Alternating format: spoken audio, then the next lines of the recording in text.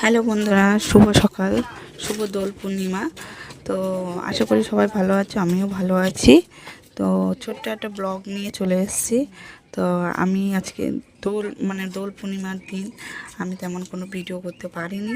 আমি এই ভিডিওটা অনেক লেটে আপলোড দিচ্ছি, যেহেতু তোমরা লেটেই দেখবে। তো কারণ আমি ভিডিও করতে পারিনি, সারাদিন ঘরের অনেক কাজ ছিল। আর প্রথম কথা, রান্না বান্না অনেক ছিল, অনেকজনকে নেমন্তন্ন করা হয়েছিল বাড়িতে খাওয়া দাওয়ানোর জন্য। তার জন্য কোনো আমি ভিডিও করতে পারিনি, রান্না বান্নাতেই আমি ব্যস্ত ছিলাম ওদিকে। আর এদিকে টুকটাক যা ভিডিও করা হয়েছে আমার ননদ করেছিল, আর আমার মেয়েটে মানে ওরা রং খেলেছিল। আর এদিকে ঘরে মিস্ত্রিও কাজ করছিল, যার জন্য আর অত বেশি আমি বাইরেই বেরোতে পারিনি। ওই যে ঘরে এসে সবাই একটু আধটু রং লাগিয়ে দিয়েছিল, সেটাই জাস্ট ওইটাই দেখতে পেয়েছো তোমরা তো দেখছোই আমি কাজ করছি। আর তার মধ্যে বাচ্চা কাচ্চারা খেলছিল, ওরাই খেলছে।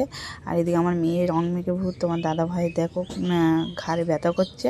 আর এদিকে রান্নাঘরের কাজ হচ্ছে, রান্নাঘরের কাজটা তোমাদেরকে পরে শেয়ার করবো। আশা করি দোল পূর্ণিমা সবার ভালো কেটেছে। চলো টাটা।